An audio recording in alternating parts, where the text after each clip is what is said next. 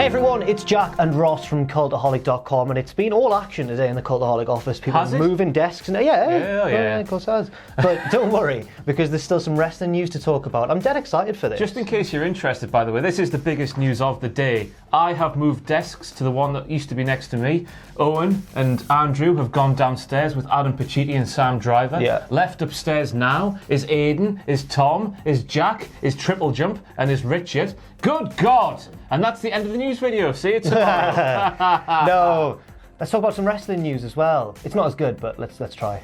A former WWE Superstar has accused WWE of stealing a gimmick. Next up, Roman Reigns wants a match with a champion from the NXT brand. And finally, Brock Lesnar's next Raw appearances have been confirmed. So first of all, let's talk about this former WWE Superstar accusing WWE of stealing a gimmick. And it's none other than Abraham Washington, otherwise known as Jeremiah Constantine.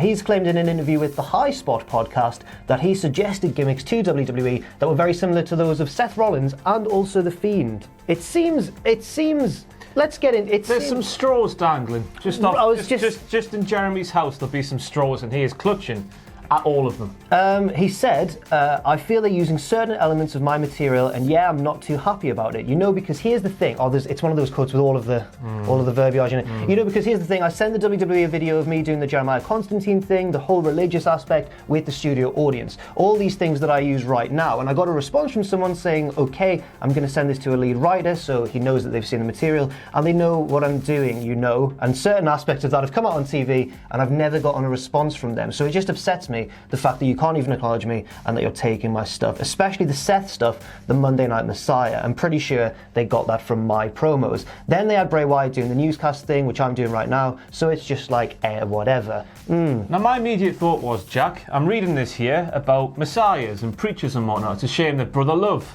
was not a character in WWE. Devon Dudley was not a preacher-ish character.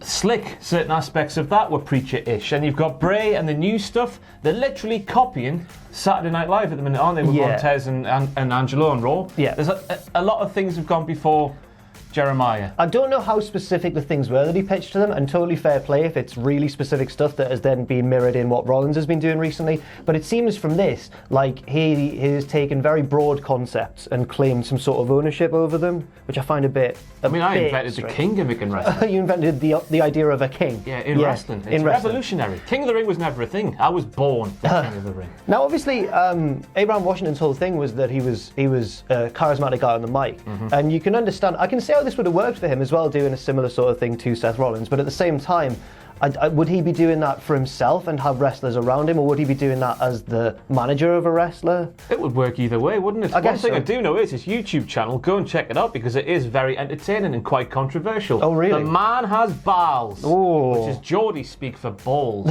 testicles. We'll see. I guess we'll see if anything else is said about this. But really, at the moment, I don't know if there's anything too concrete there to suggest that WWE have actually stolen those ideas from him. If we see The Fiend next week on SmackDown come on the Firefly Funhouse and start calling himself Jeremiah, I think we're onto something here. But until then, nah. Next up, on WWE Backstage last night, there was an appearance by none other than the NXT North American champion Keith Lee, and he spoke about what it was like to be in the ring with Roman Reigns, of course, at the end of that big Survivor Series 5-on-5 match. 5-on-5-on-5 match between all three brands. Ooh, the star was made that night. It was brilliant. He got rid of Rollins, which everyone was cock-a-hoop about, and then he went toe-to-toe with the big dog. It almost looked like he was going to beat him at one point as well. Yeah. And even though he lost, he still came out, as you say, looking like a star. He spoke about that showdown and said, that day was obviously just as intense. I didn't know what was going on, and I ended up being the last three to remain in that match. Was he in the last three? I thought he was in the last two. He got rid of Rollins, and then it was him and Reigns, and then Reigns won. Yeah, it was quite the squabble with Roman Reigns. Squabble, I love how you use the word squabble. It was quite the squabble with Roman Reigns, who was the last to kick out of a spirit bomb, for crying out loud, and he speared me out of my boots onto my neck. After that moment set a tone for me, and then after that he told me straight up that I want a one-on-one match against you. I want to see that. Do it at WrestleMania. Yeah. Maybe not this year, next year. Put a big title on Roman. Oh, could you imagine heel Roman versus Keith? That would be brilliant. Ooh. I know. I like what this, to me, this all brings up the idea of how NXT is now not seen as the developmental brand. It's on an even level with Raw and SmackDown. And from that, does that mean that we are less likely to see certain favourites from NXT interact, well, jump to Raw and SmackDown, basically? Yeah. Maybe not. Maybe that's the best thing, because for many years we've seen now, you leave NXT, you go to Raw or SmackDown, it's just not the same. Yeah, maybe. For most people. Maybe. I think as well, I mean, we've obviously seen Charlotte go down and beat up Rhea Ripley. We saw Seth Rollins do it once when he took over a takeover to call out Triple H.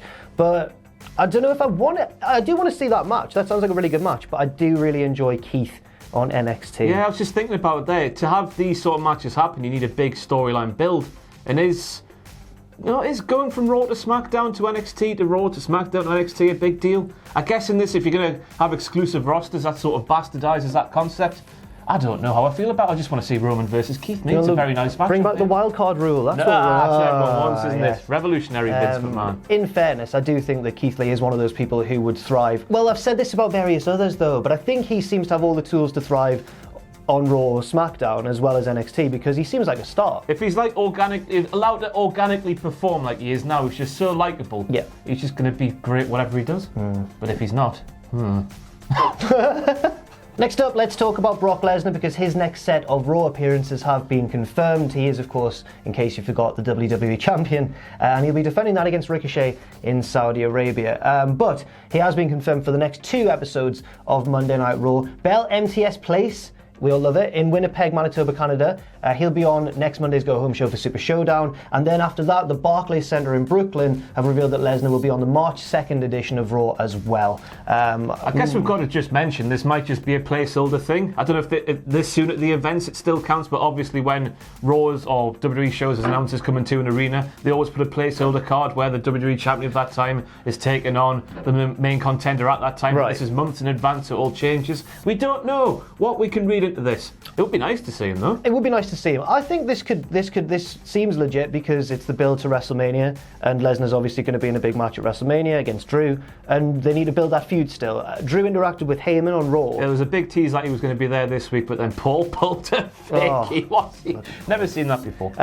So I think, yeah, I can see this being true, especially so close to the dates themselves, and I guess we'll see him interact with Drew. One thing I don't want to see is big pull-apart brawls, because they're a feature of every single Lesnar feud. Strowman, Goldberg. Go back through all Lesnar's big rivalries from the past 2 or 3 years, and every single one of them has a big pull-apart brawl. They're great when they're happening, but then when they've stopped, you realise, I've just seen this in every single feud going. Yeah. What can he do differently, though, apart from throw men around? I'm interested to see how this feud's built, because I said this on Graded this week. Drew, the material he's been given, he comes across as so likeable.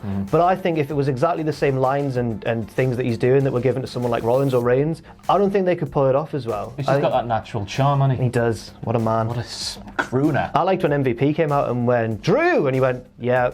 He's so bored to see MVP. Credit MVP for name-dropping Billy Connolly on Raw. Yes, he did. 2020, couldn't believe my ears. Yes. Well done, MVP. I really enjoy what MVP's done. But yeah, Lesnar will be appearing on the next 2 Raws. And I guess he's gonna scuffle with Drew. Hopefully not a pull-apart brawl. And finally, let's talk about the New Days podcast. Do you listen to the New Days podcast? Oh, I love New Days podcast. It's very entertaining stuff, and very candid as well. They talk about a lot of things. I didn't think I would enjoy it, but just when they get their old pals in from college or whatever, and they just talk about what an arsehole Kofi Kingston was in college. Fantastic I've content. not listened to that one. Oh, apparently Kofi, I don't know if it was obviously a bit tongue-in-cheek, but apparently Kofi was very high and mighty, strutting down the corridors and whatnot, which you wouldn't expect from Kofi. I like one of Big E's old American football teammate who said they used to call him the Golem before they really knew who he was, because he was so big and he just sat at the back of the bus. But yes, let's talk about the New Days podcast. Big E revealed the initial plans for the angle that would have seen the New Day storm into Vince's office, but it never happened. So the original plan, says Big E, was that you and I assume that's Kofi, or no, it must be Xavier. Oh, maybe Xavier, yeah. You and I were supposed to go backstage, ripping things up on a tear. We got to his office, we go to his office, we go to Vince's office, and we knock on the door, and either he doesn't answer, or he opens the door and says, I don't have time for you, or something like that. And the plan legitimately was, and I was so excited for this, that we kick in the door. I'd have loved to have seen it. I thought that would What have would been Vince been doing behind the door for it to be kicked in like that? I don't know. That's the question. We tear his office up, legit throw things over. I think he's in the office in the corner. We're throwing tables over and making a mess of his office. Vince in the corner, just cowering. We're throwing tables over and making a mess of his office, just going on a rampage and like had this visceral anger about what's happening to Kofi. And one of those things that drove the storyline was that Kofi's story so closely paralleled Bryan's, but to me it didn't feel like a rip-off or derivative of Bryan's story at all. And of course the fact that you're pitted against Bryan at WrestleMania when that came. I think some of the language was interesting, that he who shall not be named was talked about, that you were a B+ player, that you weren't good enough. It was a lot of thinly veiled, when you've got 13 years of experience, like why exactly aren't you good enough? I'd have loved to have seen it.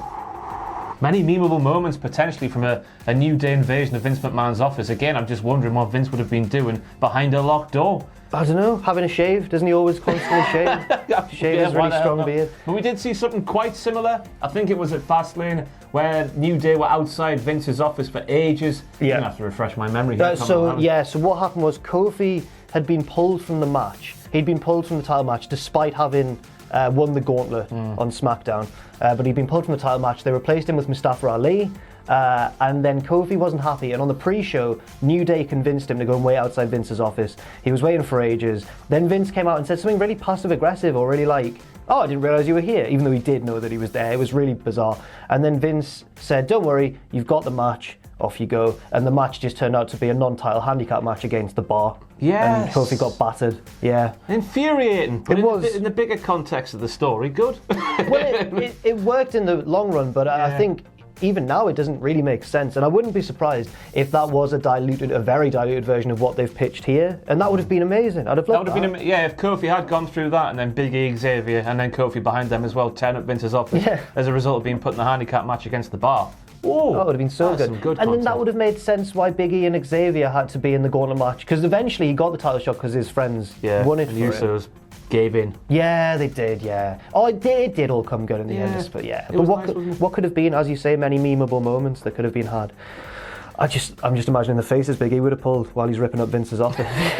I could just imagine him like there'd be a portrait of Vince McMahon on the wall, wouldn't there? Because of course it's Vince McMahon. Just imagine Big E with his face just going tearing it up in Vince's face, and Vince is crying in the corner. It would have been great. I'm really sad that it hasn't happened. Well, maybe next year. On that lovely note, that's all the news for this video. Thank you very much for watching, and I don't know how we normally end these, really. We're going to get back to our new offices. Yeah. So half the office is downstairs now, half is upstairs. It's a whole new world at Cultaholic.